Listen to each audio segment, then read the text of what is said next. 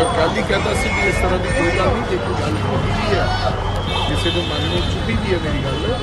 मैं तो होर संकल्प के विचों दस रहा सी, पर मैं उस गल की अनअपॉलोजाइज मैं माफ़ी मंगनी सी कि ऑलरेडी जे किसी का मन दुखी भी होया। तब आ ट्रेंड किवें वेख रहे हो? दफ्तर बाहर आके प्रदर्शन करना तुसी खारिज भी कीता सीगा इन्हों मिलिया भी दफ्तर के बाहर आके इस तरह करना, जबकि कोड ऑफ कंडक्ट लग्या पता ही नहीं का कि दफ्तर के बाहर आके इस तरह ਉਹਦਾ ਮੌਕਾ ਆਉਂਦੇ ਜਾਂਦੇ ਉਹਨੂੰ ਇਹ ਲੱਗਦਾ ਕਿ ਅਸੀਂ ਇੱਥੋਂ ਆਪਣੀਆਂ ਸਿਆਸੀ ਰੋਟੀਆਂ ਸੀ, ਪਤਾ ਨਹੀਂ ਹੈ ਉਹ ਕਿਉਂ, ਉਹ ਤਾਂ ਆਪੋਜੀਸ਼ਨ ਪਾਰਟੀ ਹੈ, ਉਹਨੂੰ ਤਾਂ ਕੋਈ ਗੱਲ ਚਾਹੀਦੀ ਹੈ। ਮੈਂ ਕੱਲ੍ਹ ਹੀ ਕਹਿੰਦਾ ਸੀ ਵੀ ਇਸ ਤਰ੍ਹਾਂ ਦੀ ਕੋਈ ਗੱਲ ਨਹੀਂ, ਜੇ ਕੋਈ ਗੱਲ ਹੋਈ ਵੀ ਹੈ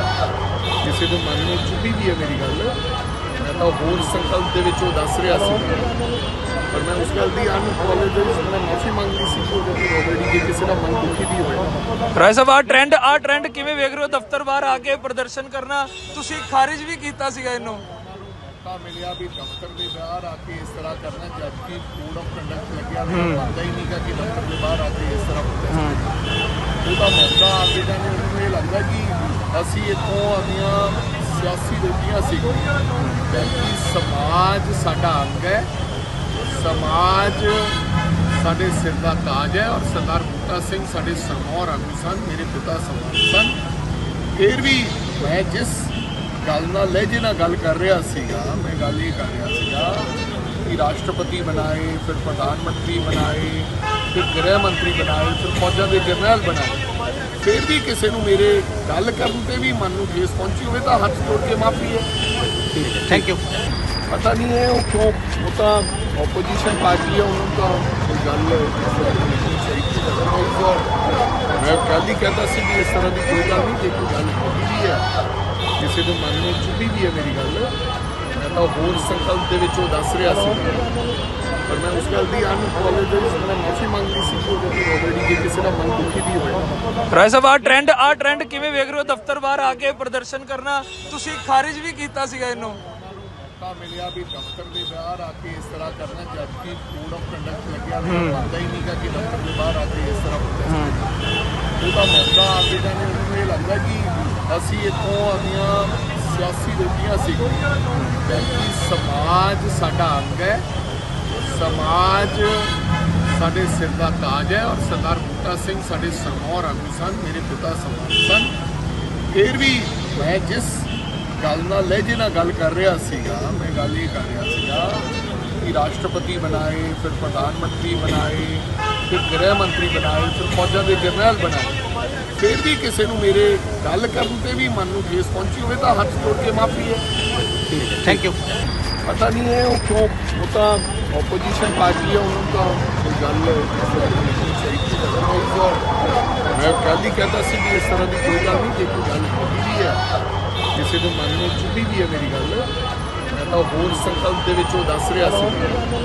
पर मैं उस गल की अनअपॉलोजाइज मैं माफ़ी मंगनी सी कि ऑलरेडी जे किसी का मन दुखी भी होया। राय साहब आ ट्रेंड किवें वेख रहे हो? दफ्तर बाहर आके प्रदर्शन करना तुसी खारिज भी कीता सीगा इन्हों मौका मिलिया भी दफ्तर के बाहर आके इस तरह करना, जबकि कोड ऑफ कंडक्ट लग्या पता ही नहीं का कि दफ्तर के बाहर आके इस तरह ਉਹਦਾ मौका आते जाने ਉਹਨੂੰ ਇਹ ਲੱਗਦਾ कि ਅਸੀਂ ਇੱਥੋਂ ਆਪਣੀਆਂ ਸਿਆਸੀ ਰੋਟੀਆਂ ਸੀ, जबकि समाज साडा अंग है, समाज साढ़े सिर का ताज है, और सरदार बूटा सिंह साढ़े सरमौर आगू सन, मेरे पिता समाज सन। फिर भी मैं जिस गल नाल लहजे नाल गल कर रहा सीगा, मैं गल ये कर रहा सीगा कि राष्ट्रपति बनाए, फिर प्रधानमंत्री बनाए, फिर गृह मंत्री बनाए, फिर फौजा के जरनैल बनाए, फिर भी किसी को मेरे गल करने पर भी मन में ठेस पहुंची हो तो हाथ जोड़ के माफ़ी है। Thank you. पता नहीं है वो क्यों, वो तो ऑपोजिशन पार्टी है, उन्होंने तो कोई गल चाਹੀਦੀ है। मैं कल ही कहता सी भी इस तरह की कोई गल नहीं, जे कोई गल होती भी है किसी के मन में चुभी भी है मेरी गल,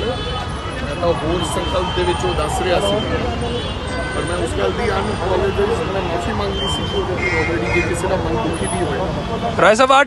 ट्रेंड किवें वेख रहे हो? दफ्तर बाहर आके प्रदर्शन करना तुसी खारिज भी कीता सीगा इन्हों मौका मिलिया भी दफ्तर के बाहर आके इस तरह करना, जबकि कोड ऑफ कंडक्ट लग्या पता ही नहीं का कि दफ्तर के बाहर आके इस तरह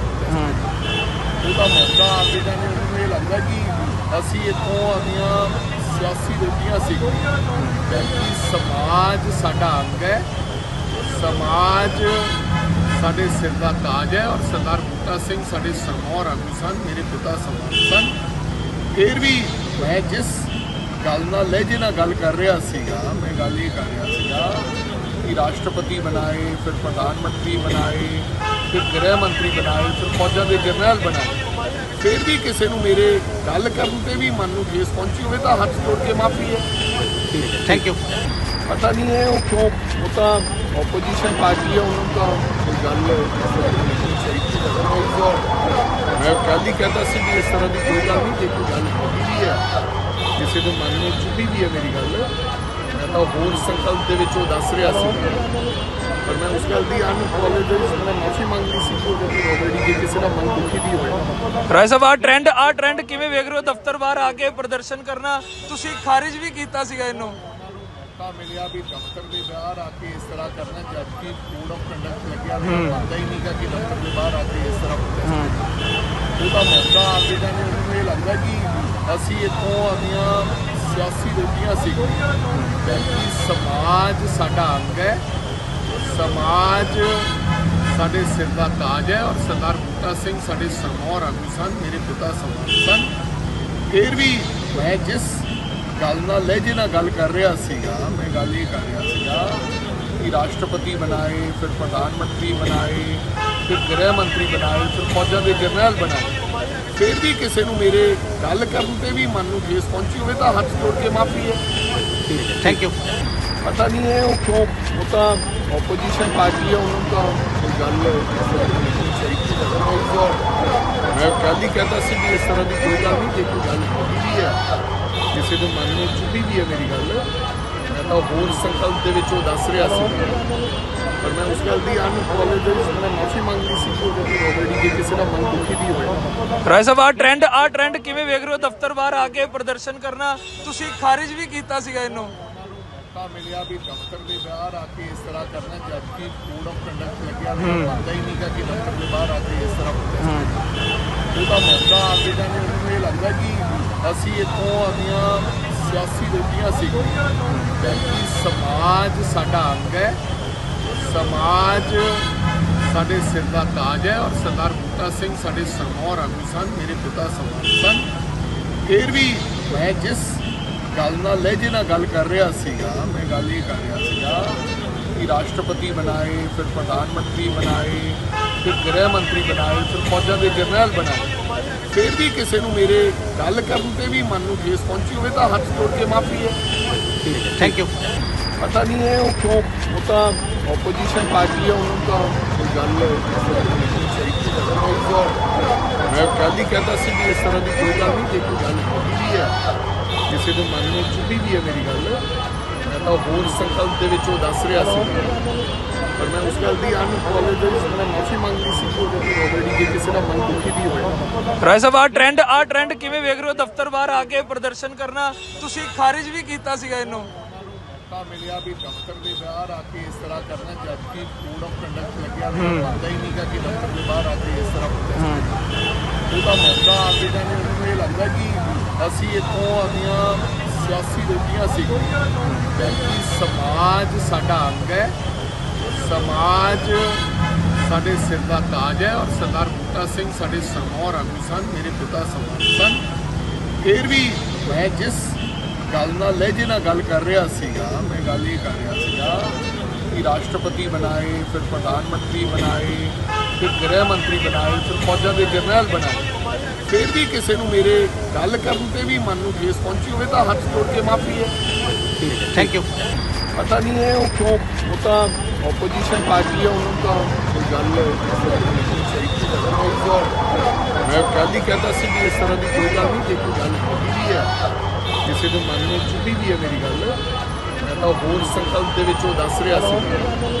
पर मैं उस गल की अनअपॉलोजाइज मैं माफ़ी मंग ली सी ऑलरेडी कि किसी का मन दुखी भी होया। ਰਾਏ ਸਾਹਿਬ ਆ ਟ੍ਰੈਂਡ ਕਿਵੇਂ ਵੇਖ ਰਹੇ ਹੋ? ਦਫ਼ਤਰ ਬਾਹਰ ਆ ਕੇ ਪ੍ਰਦਰਸ਼ਨ ਕਰਨਾ ਤੁਸੀਂ ਖਾਰਿਜ ਵੀ ਕੀਤਾ ਸੀਗਾ ਇਹਨੂੰ। मौका मिलिया भी दफ्तर के बाहर आके इस तरह करना, जबकि कोड ऑफ कंडक्ट लग्या पता ही नहीं का कि दफ्तर के बाहर आके इस तरह ਉਹਦਾ ਮੌਕਾ ਆ ਕੇ ਜਾਣੇ ਉਹਨੂੰ ਇਹ ਲੱਗਦਾ ਕਿ ਅਸੀਂ ਇੱਥੋਂ ਆਪਣੀਆਂ ਸਿਆਸੀ ਰੋਟੀਆਂ ਸੀ ਕਿਉਂਕਿ ਸਮਾਜ ਸਾਡਾ ਅੰਗ ਹੈ, ਸਮਾਜ ਸਾਡੇ ਸਿਰ ਦਾ ਤਾਜ ਹੈ ਔਰ ਸਰਦਾਰ ਬੂਟਾ ਸਿੰਘ ਸਾਡੇ ਸਰਮੌਰ ਆਗੂ ਸਨ, ਮੇਰੇ ਪਿਤਾ ਸਰਮੌਰ ਸਨ। ਫਿਰ ਵੀ ਮੈਂ ਜਿਸ ਗੱਲ ਨਾਲ ਲਹਿਜੇ ਨਾਲ ਗੱਲ ਕਰ ਰਿਹਾ ਸੀਗਾ, ਮੈਂ ਗੱਲ ਇਹ ਕਰ ਰਿਹਾ ਸੀਗਾ ਕਿ ਰਾਸ਼ਟਰਪਤੀ ਬਣਾਏ, ਫਿਰ ਪ੍ਰਧਾਨ ਮੰਤਰੀ ਬਣਾਏ, ਫਿਰ ਗ੍ਰਹਿ ਮੰਤਰੀ ਬਣਾਏ, ਫਿਰ ਫੌਜਾਂ ਦੇ ਜਰਨੈਲ ਬਣਾਏ, ਫਿਰ ਵੀ ਕਿਸੇ ਨੂੰ ਮੇਰੇ ਗੱਲ ਕਰਨ ਤੇ ਵੀ ਮਨ ਨੂੰ ਠੇਸ ਪਹੁੰਚੀ ਹੋਵੇ ਤਾਂ ਹੱਥ ਜੋੜ ਕੇ ਮਾਫੀ ਹੈ। Thank you.